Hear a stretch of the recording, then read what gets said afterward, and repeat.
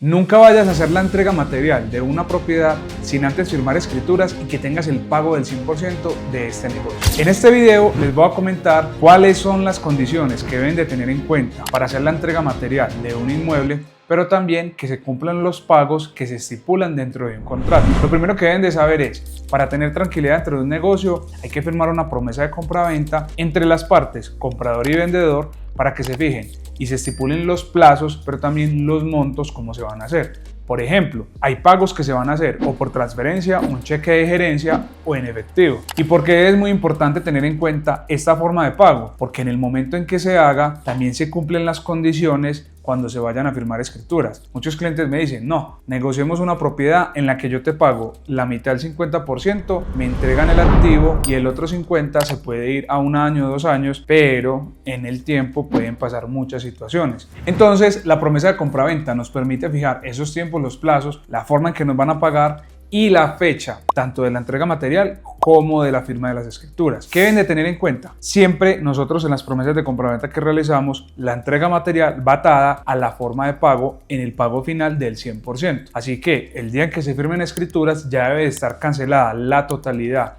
de la deuda que se tenga y así se firman las escrituras para que ya el propietario nuevo, que es ese comprador, tenga sus escrituras en proceso de registro y así el vendedor reciba el 100% de su venta. Pero ojo, tienen que tener muy en cuenta, si es un negocio con crédito bancario, los tiempos son mucho más largos, son mayores, porque el banco realiza un peritaje, realiza un estudio de títulos con abogado, pasa por aprobación de ese abogado, toda la revisión de los documentos, también del avalúo y luego se hace el proceso de escrituración. Ese tiempo puede tardar más o menos 1 mes y medio, pero hay que tener en cuenta otro paso cuando van a hacer la compra con crédito y es cuando se paga, si es con boleta de registro, que es que la notaría ya emite directamente en registro para registrar esa escritura y luego te entregan un papelito que es una boleta donde dan un número en el cual te dicen, este es el radicado suyo. El banco, algunos lo hacen, pagan directamente con esa boleta de registro, otros bancos lo que hacen es que pagan directamente cuando ya está registrada la escritura, así que puede ser otro mes más. En total, un crédito puede demorar entre 2 meses y medio a 3 meses y medio para que se haga todo el proceso. Volviendo a un negocio donde nos van a pagar de contado con recursos propios, entonces mi recomendación sería fijar unos plazos que se tengan para la entrega de los dineros, fijar la entrega material que quede en el mismo tiempo que vaya a quedar la firma de las escrituras y que el día que se firmen escrituras se tenga el pago del 100% con la entrega material. Hablemos de unos ejemplos que hemos tenido en negocios con clientes y que ha pasado, porque un negocio realmente no es cuando está firmada una promesa de compra-venta. Un negocio es cuando ya la escritura aparece registrada a nombre del nuevo comprador. ¿Y qué nos ha pasado? Clientes que han hecho negocios, por ejemplo, tenemos un caso de una casa campestre. En esta propiedad, ¿qué había pasado? El negocio era por 3.000 millones de pesos. El comprador tenía solamente 1.500 millones de pesos y los otros 1.500 dependían de la venta de otro activo que tenía. Resulta que se planteó el negocio y se entregaban los 1.500 millones de pesos y se daba un plazo de 8 meses para pagar el restante con la venta del otro activo.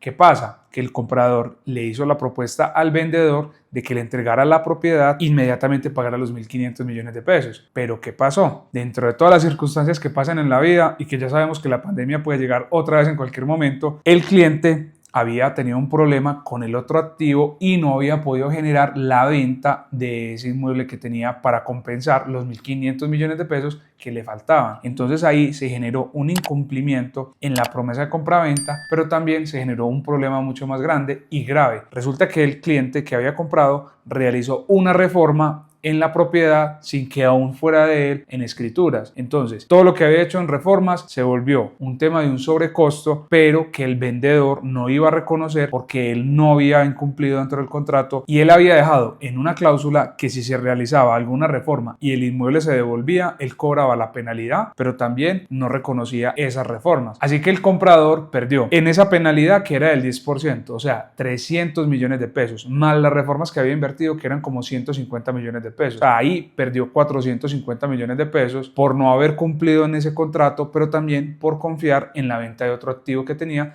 que en realidad se le devolvió un problema. Este es uno de los ejemplos que pueden pasar, hay muchas circunstancias y les voy a hablar de otros casos que nos ha pasado con clientes. En este sí fue mucho más extremo porque fue un negocio con un extranjero y el extranjero prometió en la entrega de la propiedad que tenía un valor de 2.000 millones de pesos, no, en realidad eran 2.200 millones de pesos, entregar 1.000 millones de pesos, entregar un vehículo que era como de 400 millones, ya estábamos en 1.400 millones y el restante él lo quería como en un contrato de ir pagando unas cuotas por lo menos por 5 meses para finalizar en el mes 6 con el pago restante que sería aproximadamente de unos 800, 900 millones. Resulta que el cliente comenzó a pagar las cuotas mensuales de esa propuesta de negocio que se tenía, pero la propiedad aún no seguía a nombre de él. Este cliente, que era el comprador extranjero, comenzó a realizar el modelo de negocio de rentas cortas para tener como unos ingresos. Y lo que pasó fue que al tener el tema de hospedaje de rentas cortas, este cliente recibía otro tipo de personas, pero que ya llegaban con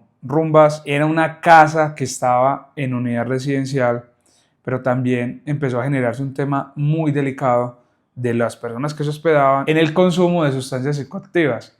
¿Qué pasó? Se generaron ciertas demandas y al vendedor le llegó una denuncia que aún estaba a nombre de él. El punto fue tan delicado que él ya le podían practicar extinción de dominio por lo que estaba pasando en ese inmueble y que ya tenía unas demandas, pero que él no le habían pagado la propiedad del todo, estaba a punto de perderla y el otro cliente, que era el comprador, era el que estaba generando ese perjuicio. Así que miren, por ejemplo, el riesgo de continuar con un negocio donde solo tenían un porcentaje pagado que era casi el 60%, faltaba un restante de ese 40%, pero quedó en una incertidumbre porque el propietario le tocó demandar al comprador. Entonces al vendedor le tocó entrar a resolver, primero, el contrato que tenía de promesa de compraventa con el comprador, que le había generado un detrimento sobre su propiedad, pero también un problema muy delicado porque ya iba para extinción de dominio. Así que miren el problema que se vuelve tener una propiedad que sigue siendo a nombre de uno, pero que no te la han terminado de pagar dentro de un negocio.